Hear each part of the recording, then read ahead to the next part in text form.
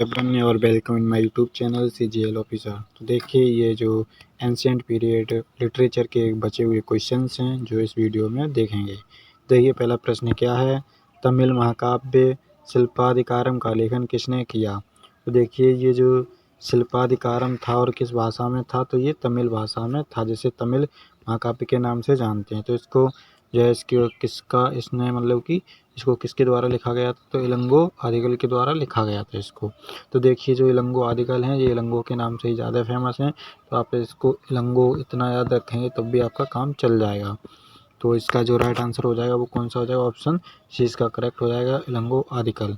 ठीक है। और इसमें देखिए इसका जो इस शिल्पाधिकारम यानी कि इसका जो मतलब जो शाब्दिक अर्थ निकलता है वो क्या निकलता है, निपुर की कहानी इसको निकलता है, जो कि इसको दूसरी तीसरी शताब्दी में इसकी स्थापना यानी कि इसको रचा गया था, यानी इसका लेखन किया गया था दूसरी तीसरी शताब्दी में। किसने किया था, तो इलंगो आदिगल ने किया था। और इसमें क्या है देखिए, और इसमें ये कहानी है महाकाव्य में जो बताई गई है, जो नायक और नायिका के, जैसे नायक को कोवलम और नायिका को कन्नगी के नाम से इसमें जाना गया है। ठीक है।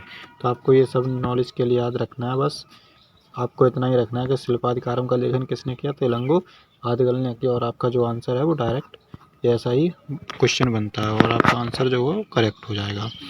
तो इसमें नेक्स्ट क्वेश्चन है, निम्नलिखित में से कौन एक बाणभट्ट द्वारा लिखी गई प्राचीन पुस्तक है। देखिए एक कालिदास और बाणभट्ट की काफ़ी इंपॉर्टेंट रचनाएं हैं, इन्हें तो ज़रूरी देखकर एग्जाम में जाएं। देखिए बाणभट्ट द्वारा जो लिखी गई प्राचीन पुस्तक है वो कौन सी है, तो कादम्बरी है, जो कि बाणभट्ट द्वारा लिखी गई है। अब तुम समझ सकते हो जो बाणभट्ट थे तो राजा हर्षवर्धन के दरबार में ये कवि थे। ठीक है। और देखिए मेघदूत ये कालिदास की है, और ये गीत गोविंद ये बादशाह की है, और मृच्छकाटिकम ये किनकी है, तो आपको देखना है ये जो शूद्रक की है। ठीक है, याद रखेंगे। कादम्बरी बाणभट्ट की रचना है, इंपॉर्टेंट है इसको, तो इस प्रश्न का आंसर हो गया कादम्बरी। और इसमें देखिए जो मृच्छकाटिका है वो किसकी है, तो शूद्रक की है। ठीक है, मृच्छकाटिका की रचना शूद्रक की है। और मेघदूत के रचनाकार कौन है, तो कालिदास हैं। और गीत गोविंद के रचनाकार कौन है, तो जयदेव हैं। आपको याद रखना है। ठीक, तो इस प्रश्न का आंसर क्या हो जाएगा, ऑप्शन ए इसका करेक्ट हो जाएगा। नेक्स्ट क्वेश्चन देखिए, निम्नलिखित में से कौन कालिदास की रचना नहीं है।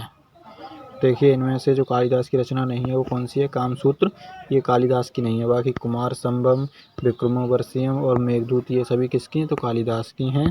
काफ़ी इंपॉर्टेंट है, इनको याद रखना। कुमार संभव, विक्रमोर्वशीय और मेघदूत ये कालिदास की हैं।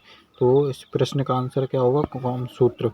कामसूत्र क्योंकि ये कालिदास की नहीं है, ये किसकी है, तो ये महर्षि वात्स्यायन की है। जो कामसूत्र है वो महर्षि वात्स्यायन की है। ठीक है, इसको याद रखेंगे।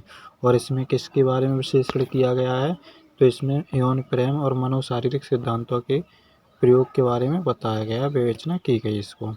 तो इतने ही प्रश्न बचे हुए थे। तो आप अगर वीडियो पर नए हो तो वीडियो को